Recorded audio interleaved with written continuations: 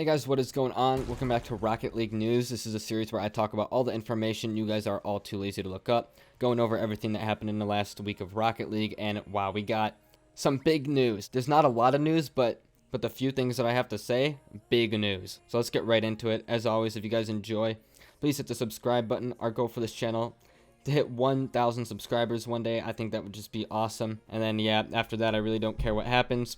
But yeah, without further ado, let's get right into it. First up on the news comes from Killa, and oh my gosh, he left Mousesports. Killa in the middle of the season. Now, we have this tweet on the Mousesports Twitter that says that they granted Killa's wish to part ways with our Rocket League team, and that they'll continue their journey in the RLCS with their substitute. Now, a lot of people have been giving Mousesports a lot of crap lately because a lot of people say that it was their fault. That Killa wanted to leave, and that in their tweet they worded it as if Killa was the one who wanted to leave. Now, I want to clear a few things up.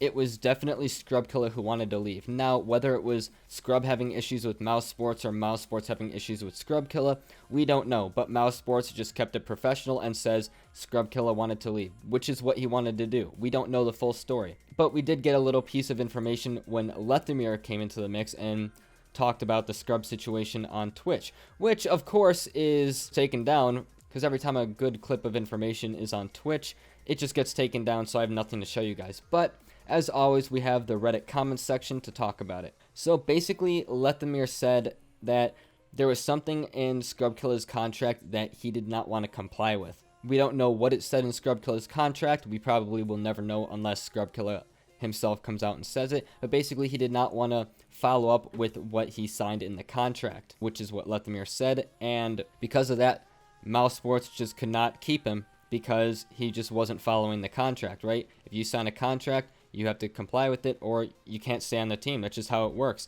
So what it sounds like is that Mousesports gave Scrub the option to make it seem like he wasn't getting kicked from Mousesports, you know, just for PR stuff. I don't know what exactly he did, but apparently he filled out some papers, submitted it. It was like his resignation. So now Mousesports could technically say that he wanted to leave. And it just sounds better than, hey, Mousesports kicked Scrub. So that's what it sounds like happened. Of course, we don't know the full story. But if you guys want to take a look at all the pieces of information that we have, I'll link the Reddit thread, of course, in the description down below. So you guys could look at that and just see what you guys think about it. But yeah, so Mousesports, now Mousesports is Speed, Cookser, and Arjurl. I don't know who that guy is, never heard of him. He's just a sub from Mousesports.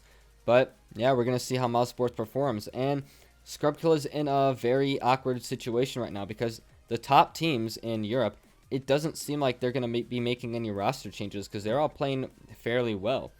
There really isn't a team for Scrub to go to. And a lot of people now are calling Scrub unprofessional and giving him a little bit of crap for basically just not following with the contract. Because at the end of the day, he did sign it. And if what Lethamyr said was true, which it probably is, he is the coach for Mousesports, then it sounds like Killa just violated the contract. And if you do that, you can't stay on the team. It's just as simple as that.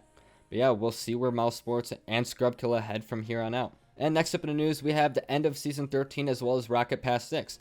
So Rocket Pass 6 as well as Season 14 both begin on March 25th. That is Wednesday of next week. And we have this promotional trailer, which I'm not going to play. It's like 40 seconds. Of course, I'll link this in the description. You guys can go watch it. But I'll also make a video covering Rocket Pass 6, everything we know about it, in a future video, probably tomorrow, sometime this weekend. So stay tuned, stay on the lookout for that. And basically, that is all the big information this week.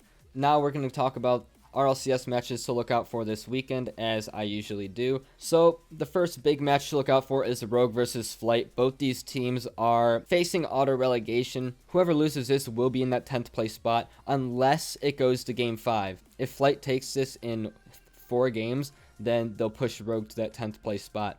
But if Flight takes this in 5 games, then it's just going to come down to not game differential, but goal differential, which I don't know the stats on that right now, but it's going to be close. If it goes 5 games in Flight's favor, it's going to come down to however many goals are scored in that game, probably. So a very huge game. It's do or die for both these teams. This is a must-win match just to stay in the promo relegation tournament. So a huge match. Then the next match to watch is G2 versus Sonics. These two teams are top 4 in North America.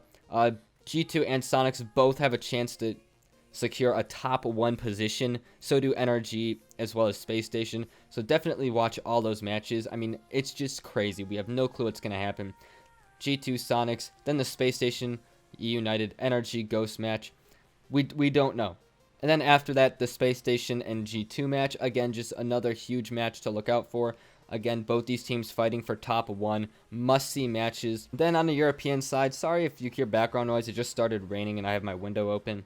Then on the European side, I guess all I would really recommend is the Dignitas Rec match, then the Vitality Veloce match, just because Dig and Vitality are both trying to secure that #1 spot in Europe. And it's just going to be very interesting to see who's going to take that #1 spot. So definitely go check those out.